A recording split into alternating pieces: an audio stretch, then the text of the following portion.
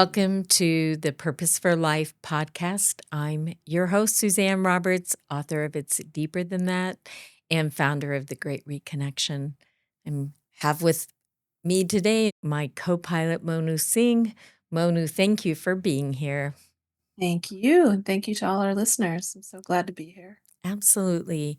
We were just talking before we got on here about a topic I believe we've covered before, but it's really been coming up a lot for people. And how do you know the difference between longing and wounding? And how do we navigate pain and differentiate the ache of longing from the pain that's associated with a wound and danger or harm? Because longing isn't harmful. It's life-giving and it's generative. And a wound is associated with some kind of impact or harm. It is, whether it's psychological, emotional, or physical. I think physical wounds, while they can be hard to heal, have a clear pathway to healing. And I think the more invisible wounds take a little bit of different kind of work. But we're going to read from this book. It's called It's Deeper Than That, which you can find on Amazon, Barnes & Noble, Goodreads. You can also listen to it. And you can get into the book portal where you have a journaling workbook you can use. You have teaching videos and meditations. So in the chapter, Longing versus Wounding, Know the Difference, this is at the end of the chapter, and then we'll read about wounding and we'll read about longing, and then we'll have a little discussion. But it says here, having your own way of knowing the difference helps you choose, because we want to be able to choose. Is this actually longing or is this wounding? Remember, wounding signals danger. Longing signals remembering. So one has a feeling of threat and danger, and one has remembering and returning. So longing signals remembering and returning. And we want to remember and return because we feel a distance from that remembering, and that's the ache of separation. So there is an ache associated with longing, and there's pain associated with wounding, but there are different kinds of pain. And sometimes when the ache of longing comes up, we get confused and we start going, oh, it's dangerous. So we don't follow our own impulse to returning and remembering. And so it says in the book, it's important to uncouple any association with the ache of longing from danger, so that when we begin to feel our own homesickness, we don't think it's dangerous. And we use that homesickness to turn our attention inward, to return and remember to the truth of who we are. And it says here, instead, see longing as a gift to serve you. Your longing will guide you to the positive pole of your soul where you are welcomed home. So I'm going to read a little bit about longing and a little bit about wounding, and then I'll ask Monu how she knows the difference. Longing is directional and purposeful. Longing is directional and purposeful. It's the incoming current in the battery, so it does have a direction of returning. And the purpose is to return and remember towards the soul. It's a yearning ache for deeper contact with your true self. Longing is associated with the incoming current of the wireless system. When you join longing with introspection, and the reason why I put introspection in there is that you're turning your attention inward. So you're understanding the direction and purpose of the longing, and then you're turning attention inward. You return to and remember your inner radiance. Longing is not associated with an experience, a person, or a situation. It's an absence that nothing in this world will alleviate. So no job, no position, no relationship, no food. And yet, if you let it, longing may serve as a generative impulse. So that's longing. So let's look at, I mean, there's a sweet ache here. It's very, I find longing beautiful, heartacheful and beautiful and just lovely. But now let's talk about wounding. Wounding is constricting usually and associated with any kind of harm, whether it be physical, mental, emotional, or psyche. What happens is that it goes into the mind with things like shame, self-deprecation, unworthiness, unlovability, self-hatred. So wounding takes on narratives, takes on thought forms that are not connected to the soul currency. They're generated out of a way to understand a wound, which you can't really understand. So you make up things about yourself that the impact is about you. And then it becomes, once again, shame, self-deprecation, unworthiness, unlovability, self-hatred. And it says these thoughts take on a life of their own, abandoning the wisdom and inherent knowledge inside of you. These thoughts from the wounding begin to dominate, and then they become the point of reference for all future events. Wounding begets wounding.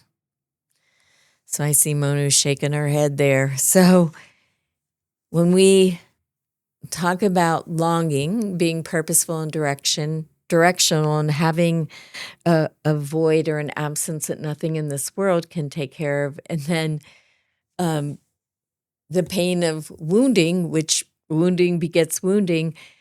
Would you talk for a little bit about, how you do navigate those differences within yourself and the challenges of navigating those differences? I feel like this is a place that I'm constantly in. Hmm.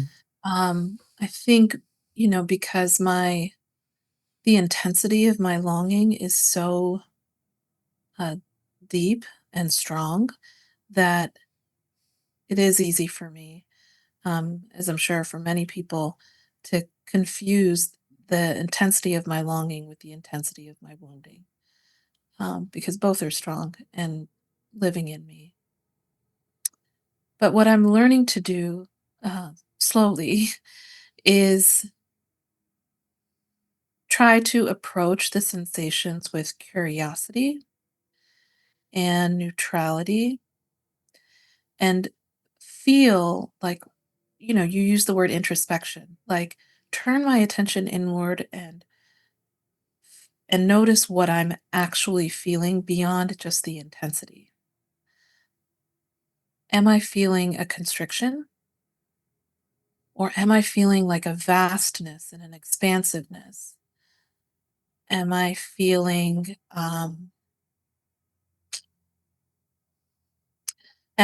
like I have no voice here, or do I feel like there is freedom, spaciousness that allows me Hmm. to be an expression of myself? And Hmm. um, it's not easy, especially for those of us who associate that intensity with danger. But it just feels like this daily exploration is, for me at least, like the only way that I can begin to liberate myself from my wounding. And like you said, the longing is directional and move in that direction, returning to source and allowing the energy that's flowing through me to flow more easily and without restriction, uh, so that I can be in the fullness of myself and still stay with an intensity that is actually life giving, um, rather than one that is intense and diminishes me in some way. Yeah, I appreciate your vulnerability and your honesty here about like the wounding feeling dangerous and threatening and like taking away your voice or diminishing your expression or constricting yourself inside and not feeling your own spaciousness or radiance. And it is a tricky thing to navigate within ourselves. And I think knowing the difference helps us have a choice. And I appreciate what you said about introspection and observing so you can choose, pausing. And do you have narratives, if you're willing to share, like narratives that connect to your wounding that like uh, Yeah. scream at you? Yeah. Yeah, for sure. Like for me, I think that, you know, historically there's been a lot around perfectionism and feeling like, you're falling short or feeling like I'm falling short in some way. Mm. Like ironically, like gets in my own way of being like the more that I want to be, Oh, that when I start, we've talked about a lot of different things now, but when my mind starts looping in that pattern, it's even more immobilizing for me. So it's like, you know, being able to pause and choose something else actually moves me towards greater action. yeah, I think what you're saying is what the book says, like wounding begets wounding. So, like, see, you Absolutely. didn't, you could have done better. See, it's not perfect enough. And see, what are other people going to think? And what do you think? And then and then everything gets referred to through see, and then Right. you really can't breathe. There is, I mean, it gets immobilizing. And so I think the constriction versus the spaciousness, or what are your thoughts actually directed towards yourself? Are your thoughts kind? If your Right. thoughts are not kind, I can guarantee you you're going to be in your wounding and not in your longing, because your longing is it's it's a yearning. It's it's a yearning that's it's got the sweetest ache to it that's demanding. It's demanding. And it gets intense for sure, and it's rewarded. Wounding just gets more wounding. I guess it gets rewarded with wounding, I don't know. But it doesn't bring us towards liberation, let's put it this way. Well, thank you so much for your wisdom and your vulnerability here today. We are on Wisdom Wednesdays. I know you might not be listening to it on a Wednesday, but we are calling it Wisdom Wednesdays. Every other week, we uh, take a gem of something to just share with you all so you can explore inside yourselves what we're exploring inside of ourselves, with it's deeper than that, and the great reconnection to our deepest self. And we'll be back with you again in 2 weeks. Do you have any final thoughts that you want to leave with our listeners, Monu? I just wish them all well in their own exploration. Yeah, me too. Thank you for listening here with us for the Purpose for Life podcast. I'm Suzanne Roberts, your host, once again, author of It's Deeper Than That and founder of The Great Reconnection, and longing for myself and all of us to reconnect to the power and radiance that's always residing within us. Thank you for listening.